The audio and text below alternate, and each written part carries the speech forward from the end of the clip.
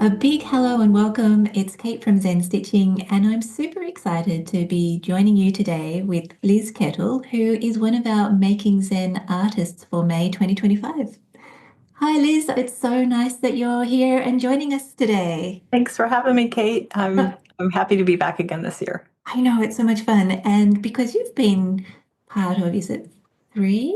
3 years, yeah. 3 years. Oh, and what's really wonderful about that is not only have you been sharing your creativity with us, but we've had the opportunity to have some wonderful chats along the way and Absolutely. and have this wonderful friendship too, which I think is super thrilling. So I'm thrilled you're back. A, because you're such a wonderful person, but B, because you're also so creative and you've always got something new and fun to share with us. So it's always a delight for all of the senses, so to Thanks. speak. And of course, I love coming in and sharing my passions with everybody. So, Yeah, absolutely. Well, I mean, that's a part of the fun, isn't it? Because you get to share your passions and then you get to see other people get passionate about what you're sharing as well. And it kind of has a big snowball effect. yeah, Yeah. absolutely. Yeah. And one of your big passions, I'd have to say, is your stitch meditation, which has been going for quite some time now. I just hit 11 years. I had recently written an article that was kind of about kind of summarizing how my growth over 11 years, which I'm actually kind of amazed that I've hit 11 years because I love techniques. I love experimenting and trying different things, and I don't tend to stick with one thing for a very long time. So 11 years of this, it's been such a powerful tool for growth for me, as well as reducing stress and increasing mindfulness, and has really helped me dive into meditation and heal my autoimmune disorder. So Mm. it's been really, really amazing. Yeah, well, it touches upon so many great things. And what do you think it is that has encouraged you, enticed you to continue working on it for those 11 years? Because, like you say, you're interested in so many things and there's, a world of possibilities out there. What do you think it is that kind of keeps drawing you back and That's a continue? great question. And thought about it recently. And some of it is that it's only for me. It's coming back to sit with myself. And we don't do that much in the world. Especially women, I think we tend to focus on everybody else, the kids, the family, the work. Um, I would focus sometimes more on my students than on myself. And it really is a gift to myself that helps me kind of resettle my body and just spend, half an hour just only with myself with um, no needed outcome. Totally let go of outcome, perfection. Like it's not about the thing I'm making. It's the process. And that has been amazing. Plus, unintended consequences, my creative um, expression I've just gotten so much more comfortable with going with my gut instinct because I've learned that through stitch meditation. And I don't like when I am working on a collage, it might take me a while to do that, but I'm trusting my gut. I'm not like, oh, what does somebody else say that I should do for this? It's really all internal, kind of reconnecting with what I want to say. Yeah, and oh my goodness, there's so much in that. It is so important, like you say, to trust your gut and understand how to listen to it. Because when we first begin, I guess we're learning, and we are looking to that external validation to make sure we're doing it right. So Right. once you've Exactly. worked past that, is it okay? Is it satisfying other people's needs, to then kind of go that extra step further and realize that I now understand what the feelings down here in my tummy Hmm. are Hmm. equated to with the visual things that I'm sharing with people as well. Exactly. Exactly. It just kind of helps us use more of our whole brain instead of just thinking through the techniques and the how to do it. And am I doing it the right way? Because there's no right way to make art. It's all Mhm. right. But we get so culturally adapted to there's a right way to do this. And it should look like this. Some of mine are crazy. And when I first sat down to do them, I never would have thought I would stitch what I stitched. That's a But it's like, wow, I did that. That's kind of, I like that. But it's not anything I would have normally done before because it's not in my known area.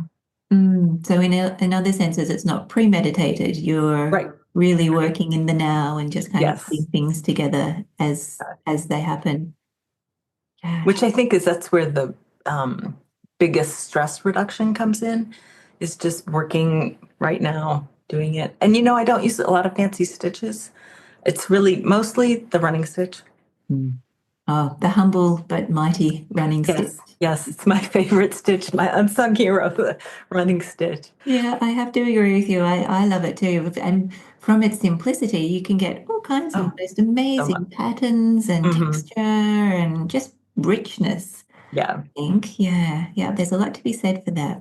And I'm also thinking too, when you're talking about that, you go to it on a daily basis. Do you think, in some senses, I don't know if reward is quite the right way to describe it, but you've come to recognize that the feelings that you get and the being present, being balanced, the healing qualities as well. It's almost an addiction's not quite the right word either, but you want to keep going back but because of its benefit. it is. It is kind of an addiction, but not.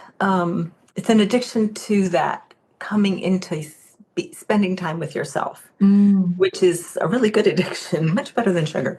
mm, When you first start, that's one of the reasons I run the 100-day challenge every year, and I'm very liberal with it. Some people take 2 years to do the 100-day challenge, but because I think at the beginning, like any meditation practice or any exercise practice, you have to be determined to make it, and then the reward comes in the process, the practice itself, in the doing of it.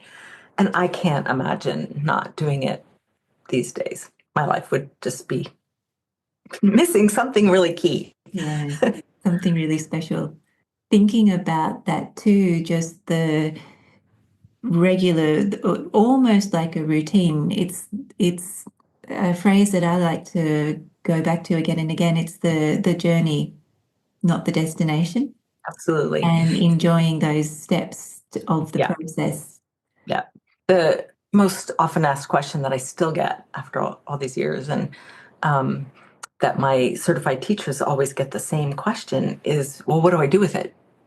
And I keep saying, it doesn't matter what you do with it. After it's done, it doesn't matter because you can use it for anything. You can turn it into anything. But the real key idea around it is that you don't start with an intention. Because when you start with, like, I'm going to make a thing for somebody or I'm going to make a thing for the wall, you get caught up with planning and perfectionism. And I think one of the biggest keys for kind of really tapping into your highest creative self is letting go of perfectionism. Mm, It's so pervasive. And I think we kind of got off on the wrong track that everything we produce needs to be useful or sellable. And people ask me what I do with my stitch meditations. I have a huge basket full of them. I have some that I mount and I sell them, and I make cards and I gift them to people, put them on tote bags, all kinds of things, because you can do anything you want with them. I had a designer recently buy a few she does upcycling designing for patches for her work. So you can do anything with them, but the process of making them should be unattached to outcome, mm, which is a hard lesson. It's a hard lesson because mm. it's not our normal way. It's not the way we operate most of the time. Yes, well, even just practicing unattachment in any area is Hmm. very challenging. So it's a good kind of first stepping point in a It sense, is. It's an easy way in. letting go and trusting the process and being in the moment. And trusting yourself. I think not only my creative intuition, but I've learned to trust myself in everything. Like when I get some sort of reoccurring thought or idea, it's like, I should pay attention to that rather than I should just ignore that. Especially when it's telling me something's wrong. Like we were talking before we came on about I broke my foot 3 weeks ago. And this healing journey has been really humbling in many ways because I'm not in control of it, for one thing. But I've also found that in the past, anytime I got sick, I would push through it. That was my family culture for sure. Mm. And I think there's a lot of that just in the general culture is push through it, get over it, just keep going, work hard, don't slow down. Mm. But this time, and I think it's because of my 11 years of meditation practice, as I'm listening to my body first. And my mind is having a little fit because it really wants doing stuff. It's like, you should be more productive. You've got to get this done. You've got these responsibilities. But my body's like, nope, you're going to sit on the couch and put your foot up and do another stitch meditation. Yeah, it's quite interesting and learning to listen to our body instead of our thoughts and our mind is such a different way of being. And as we were saying a moment ago, my brain forgets that my body is not a machine. And so like it wants to go at 100 miles an hour all the time. And it's like, come on, body, keep up. And it's like, no, I can't keep up. And I think for me, that's where sickness comes in. If I'm trying to Mhm. push too hard, my body Yeah. is like, I can't do it. And so it stops. Yeah. It's And then like, it forces you. yes. I was kind of irritated because I was slowing down. I was pacing myself really well lately and then broke my foot. But Mm, evidently, the universe thought I should sit down yes. a little Yeah. bit longer. Good. I guess it's the universe saying to you, you need to slow down even more. Yeah. Yeah. Sit down and yeah. Yeah. Well, I'll be very interested to hear about the process over the next couple of weeks as you continue to mend. At this point in time, do you have a cast on your foot or is it a big It's a protective? big boot, Big one of boot? those big walking boots. So I can walk on it a little bit, but if I do like walk around the kitchen a couple times, it's like, okay, it's swollen again, sit down. Mm, And I can take it off when I sit down, which is really nice, yeah, but I that's haven't nice. been brave enough to take it off to sleep. So Yeah, yeah. that's not been good. At least you can have that ability to take it on and off Yeah. because at least the cast is that's a whole Yeah. different game. I don't know that they do many fiberglass casts if it's your foot. Mm. So I haven't even decorated it. I should get my markers out and decorate it. Maybe you should cover it with your stitch meditations. There you go. Stitch meditation There's stuff. a lot of Velcro, so there is a lot of thread attached to the Velcro. I keep having to pull the threads off the Velcro. So That'd make a good project in itself. yeah, Threads that attach themselves to me. be a lot of thread. I always have Yeah, thread on me. I'm a thread magnet. Uh, well, we can joke about it, but I do hope that your healing happens Yeah, in the right time, and yeah, at least you've got some beautiful things that you can do with your time whilst you are waiting for your body to yes, heal absolutely. I've and been those next doing steps. my stitch meditations, and it's another thing that I didn't have a project that I could explain to my husband where it was. Like, so over in this corner of the studio, there's this project that I could stitch on. And I also didn't have the brain power to actually be super creative. Mm. So having my stitch meditation baskets, like right there, they were obvious. He couldn't miss them. And, all of it's together in one area. So having that available just was such a lifesaver to have that come down. And so I could continue my daily practice. And I did spend more time stitching on them than I usually do, but it was just really nice to be able to have something that wasn't important, and the finished product wasn't important. Mm. And so I could just stitch and reconnect with myself and still feel like I was doing something beautiful and fun while I Mm. was sitting there. Yeah, something that's feeding your soul. Right, right. Yeah, yeah. And that's it's interesting that you should say that, you have your stitch meditations in baskets. I think from memory you have like big baskets of fabric and thread, Hmm. and you kind of like Yeah. pull through and find what you want to work on. And I was chatting with Blair Stoker yesterday, and she was of a similar ilk in that she said that she has boxes for each of her projects and she puts them all in a box to help keep her projects together, also help keep her studio tidy. Mhm. But I just love the idea of, you've got everything in one spot. So if you need to, you can pick it up and work with it. Or in your case, if you need to explain to someone where to find something, it's Yeah. easily done. You don't have to say, in this cupboard, I think it's on the third shelf. And if you look behind the box, Oh, yeah. He never would have found it if I had to give those directions. I know it's funny. I think a lot of that kind of stuff, I'm just looking around my studio as we think and talk. A lot of it's muscle memory. So if I tried to Mhm. explain to someone where to find something, I'd be like, oh, it's in the cupboard. But Yeah. I can just automatically go there and reach behind this or up and over that. Yeah, I Or know exactly where it is. And I know where those particular threads are as opposed to those threads. that's right. Yeah. Yes. It's like, no, no, no, not those threads, those threads. Yes. Yeah. And So he's like, what? It's thread. When he first brought a basket down, I said, just bring down a basket. I've got like 5 baskets of scraps. He brought down the smallest basket. I was like, really? Like, that's not going to keep me busy. I'm going to need more. It's also quite fortuitous that you have lots of bits of fabric to be working on so that you Mhm. can kind of dip in and out without Yeah. having to recreate more. And I I know, also had, sorry to interrupt. I was just thinking I keep my base squares for the back. I use flannel oh, pieces yes. and I cut them in bulk. So I have like a whole bin full of those flannel pieces because I don't want to have to stop and go cut more when, I do it when I'm listening to a podcast or something. And, I've already had to send him back up once to be like, go get more of those little white squares. And that's also a really another great tip for creating is to prepare a whole lot of stuff so that Yeah. when you're ready to do some making, you don't have to go through the cutting up of the square and then all of the different pieces. You've got it there and you can just go and pick one up and then move on to the next step really quickly. Yeah. I don't know that I've ever met anyone person who really planned each project out and went and made the materials for those projects. I'm more like put all the possibilities together and then work on the project. So you've got it all right there at hand. And I had one thing I had just started and it was all bright colors. And I was like, how could I get him to bring that down? But I was like, no, because the fabric is like all over the table. And he would have to bring down so much stuff, he'd freak out. So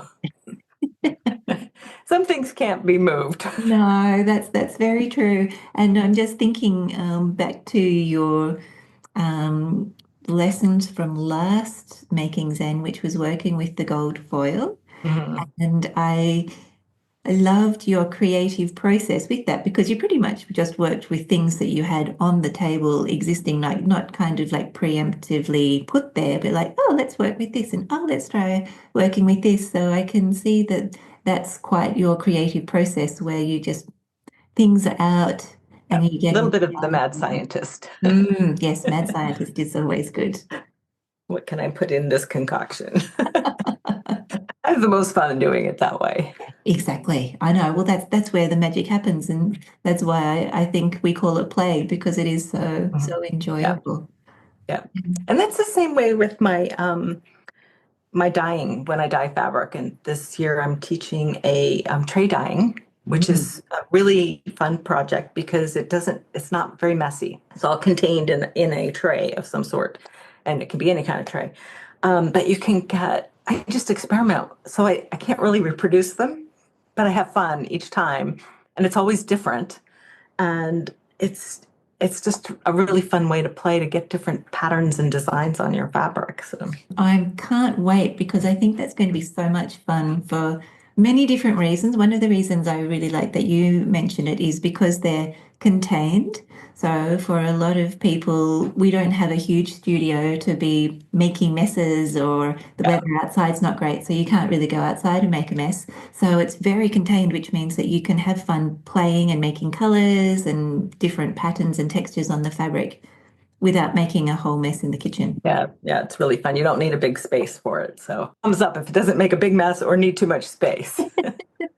That's right. Oh, I love it. And if the cleanup's pretty minimal too, that's Oh always yeah, a good thing yeah. too. And it's very sustainable in that you're using all the dye. You're not really I mean, you're rinsing some of the dye out when you rinse out your fabrics, but I let it batch a long time, so it just is really absorbed into the fabric, and you have more control over it. You're not like making big containers and soaking them and having to throw out a lot of excess. Yeah, well that's always nice because I always like to use up dyes as much as you possibly can, Yeah, like you get the strong color and then the fades as you yeah. use the dye more and more. So, well, I'm super excited. I can't wait to see that lesson and all of the possibilities that you can make with dyeing in trays. Yeah, it's very fun. I don't really have much to show you on it because I've used almost all the fabric that I made when I did the video. So, but here's a few pieces. This one, and I love that you get this watercolor effect. Mm, Um, this one was very cool. These are some stitch meditations that I use the fabric in. yeah, This lovely. one. It's also a great technique for over dyeing. This was a piece of fabric that was a really bad print. So I over dyed it. Now I have lots of different patterns in there. Oh, how fun. And this one was over dyed too. It was like a really mucky yellow. Hmm. I don't know why it turned out the way it did. Sometimes I dye stuff and I'm like, oh, that's really bad. But I always over dye it, so nothing's ever wasted. Isn't that fun that you can do that with fabric? It's like, oh, well, I could throw it out or I could just re-dye it Yeah, again. just re-dye it. It'll be good. That's it, exactly. Oh, and that's so thrilling to see those examples that you shared with us because I recognize some of your little stitch meditations that you've shared on your Instagram site. Yeah. Um, And there's a lot with these fabrics because I just loved what I made so much. I used it a lot. Well, the beauty about what I saw on your Instagram page was the colors and the patterns, and it looks almost like watercolor, but Hmm. the Yeah. dye. Yeah, that's one of the things I really like about the way the colors kind of merge together a little bit, less control. Yeah, yeah, exactly. Which is where more of the magic happens, I think. Hmm. Yeah, Yeah. letting go of Yes. outcome. Yes, and that's the fun part, I think. So I'm Yeah. curious, how did you come up with the dyeing in a tray idea? What was kind of the Um, inspiration behind that? it's been around for a long time, but not that many people do it. Mm. Um, and I really had just remembered, I was looking for this more watercolory look in my dyed fabrics. And then I was kind of looking through my old projects and I went, oh, I remember that. and, um, and what's fun is that you can scrunch your fabric in different ways to get different patterns. And Mm. then when you put your dyes on, you can do them in more different ways. And it kind of is almost related to tie dyeing a little bit in the way you put your colors on and Yeah. scrunch your fabrics up. I was wondering about that. It looked like I saw some almost shibori kind of tie-dye looking. Yeah, shibori tie dye, it's all kind of Mm. in the same process. So, but putting it in the little trays, it was funny. When I first started, I got this really big tray that I had. I was like, oh, this big piece of fabric will fit in there. I'm like, oh, wait a minute. I need a much smaller tray. So that's good for people. You don't need a big tray. Oh, that's so fun. Well, that's one of the other benefits too of the Making Zen retreat is because you've had a chance to try your techniques. You figured out what works. So you figured out that big's not necessary. You can go small, and you're kind of just sharing the best tips so that other people can kind of learn immediately rather than the trial and error that you've gone That through. kind of totally sums up my teaching philosophy. Is because it's that mad scientist. I'm always like, what if I do this? How about if I do that? And do I need to do that? And over the years, I've just really loved taking some kind of idea or a technique and trying all the ways you can do it and pulling out the best ones and Mm. simplifying it for students. I think that Mm. I think it, sometimes we overcomplicate things. Oh, we're very good at that. Yeah, Yeah. yeah. Simple is always best if we Yeah. remember to Yeah. pare it back. And I guess again, that's where your stitch meditations are a great reflection of that because they are they have the potential to be quite simple, just this sitting and the stitching and the fabric. Yeah. Yeah. Not overcomplicating the thought or the action. Yeah, I'm also pretty experimental in those. If you go look at my Instagram, it's like you wouldn't say I had, most people can recognize my work, but it's all very varied. I'll do one that's all white and then one that's all these really bright colors. And one of the other things I like about it is you get lots of opportunities to experiment and play. Yeah. Do you find too that with the through the stitch meditation process that they sometimes have the potential to inform other artworks that you might go on and create as a result of putting colors, fabrics Absolutely. together? Yeah. Yeah. They inform in multiple ways. Sometimes it's like, oh, that's an unusual combination that I just did, and I really like how it came out. And sometimes it's the particular stitching that I do. For a while, I was really experimenting with really long stitches, and those have shown up in my work. But I think the biggest impact has been the trusting my own instincts Mhm. and really valuing my own way of working rather than trying to imitate somebody else's style.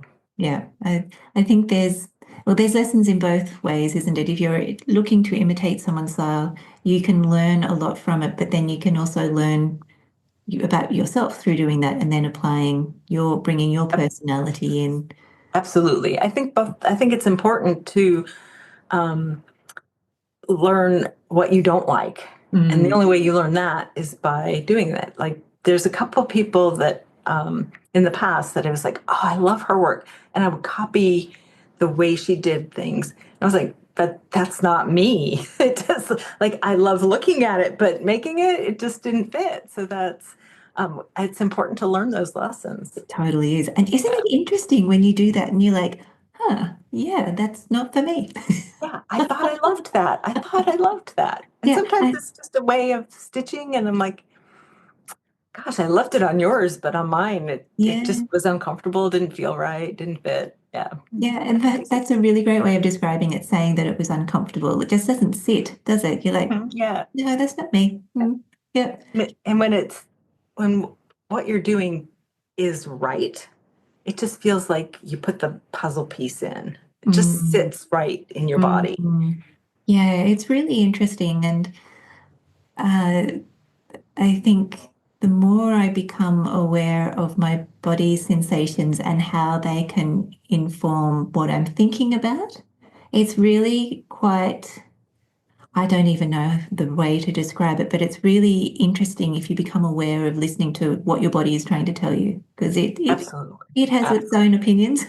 Yeah. It has its own opinions and it has its own energies, its own. I've been reading more about the body, the electric part of our body. Our body is more electric than anything else, and Mm, how we're all frequency, and that you can tune into the right frequencies and release for better unattractive frequencies, and it's all through listening to your body and what your body wants and how if you're ignoring it, you're going to feel certain ways, and if you're paying attention to it, like especially with healing my bones, mm. I just was so frustrated about 3 days ago.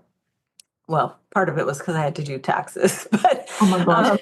and I didn't feel good, and my foot hurt, and I was just so frustrated. It's like, you're not listening to your body.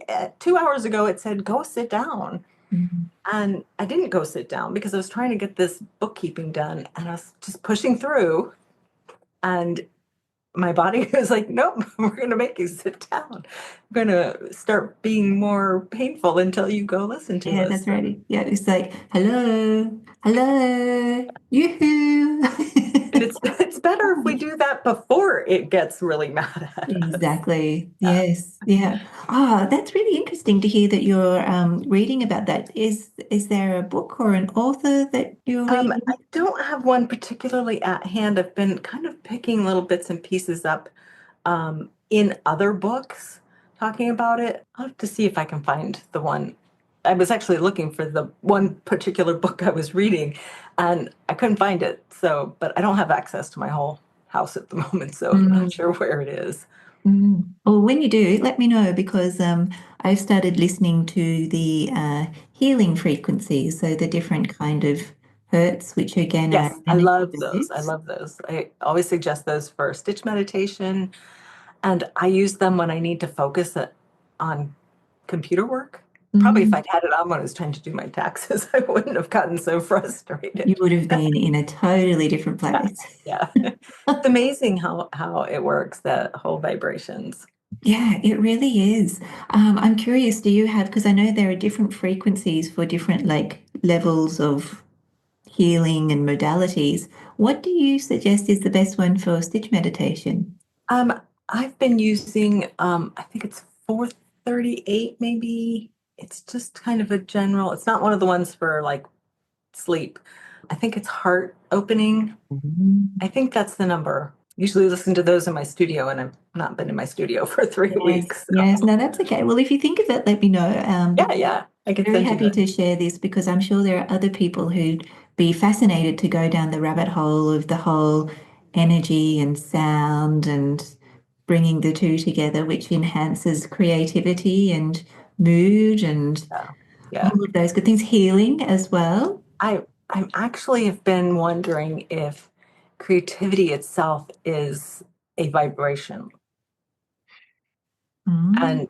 and I haven't found. I research everything, and I haven't found anything around that. But I just wonder if it's this thing we tap into, a vibration that we tap into, You know what? rather than something we generate. Yes, I think you could be onto something there because if you think about the brain when it goes into its different states in meditation, like the Mhm. alpha, beta, theta, I think Theta it and is, gamma. and gamma, they've got to have different frequencies. And I'm sure we tap into some of those other different frequencies when we're creating. Absolutely. I Mm. just not. I haven't been able to find any research on it, so keep Mm. looking. I was like, it just kind of struck me, I don't know, about a year ago. It's like, I wonder if it's just a frequency. And because then when you start talking about invisible waves and frequencies, people kind of look at you crazy. So it's like, We might have lost a few people in this conversation, but I think it's fascinating. I think so. And you know what? I'm wondering if those same frequencies, because it's all about getting in the flow, you kind mhm, of like channeling the creativity force from out to in or in to out, depending on how you think about it. So I'm wondering even if the creativity energy is associated to healing and other good vibes, for want of a better way of describing it. I think so. I think it's so, some of the new research is talking about um, that your heart is a brain. Your heart has its own brain, your gut has its own brain, and your heart actually sends more information to your brain than your brain sends to your heart. And I think there's something around that heart frequency that's part of the creative process. Mm. That when you're more coherent and are able to let go of the outside stuff that's putting you incoherent and really settle into yourself. I think that's what creative flow is. I think that's when the best ideas happen, is when we're kind of in this more coherent state. Ah, look, you're making me think of, is it Joe Dispenza? Because he has a whole lot of information that correlates with meditation and Healing. I actually studied with him. I did a mm, 10-day retreat. I've done a couple retreats, but I did a 10-day last December, which oh, did was you? kind of amazing. I would love to do something like that. I think it would just be so expanding in all It sense. is very expanding, and Mm. it's hard to explain to anybody. If they haven't gone through it, it's really hard to say, well, it's kind of like a rave where you also meditate. Um, Well, for it, people who might be interested in that kind of stuff, can you remember the name of the book that I'm thinking of that he's written that kind of goes into some of the scientific studies between meditating and brain waves and states of being? he's done a couple. The one that I first read was "You Are the Placebo," Hmm. and that one is about more about healing. And then he has trying to remember the name, letting go of being yourself. Maybe we'll have to look it up and we can put it in the notes. I've got a book pile over there of things. And then "You Are Supernatural" is the other That's the one I'm thinking one. of. Yeah, Yes. that one he talks a lot, and his events he talks a lot about the different brain waves and how matter. It talks a lot about quantum physics. It's really pretty intense in a Amazing. good way. It's Yeah. intense in a really good way. Really Mind kind of opening. expands us from thinking about what we see all the time and how powerful we are to create our own lives. And some of that I think is that you have to let go of how something should be or how and that's stitch meditation. Sorry, I'm falling over my words because um, I'm trying to bring it all together in a way that makes sense for people listening. But it's like this process of letting go of what you know is right and being open to something else. Mm. Because it's fascinating to read quantum physics stuff. I mean, I try and understand it, and it's just amazing. Like we don't really know what reality really is. It's amazing. Totally. We are so much more powerful than we think we are. I agree. And I think there's some very good books for people who are interested to kind of dive in and read a little bit more because I agree with you 100%.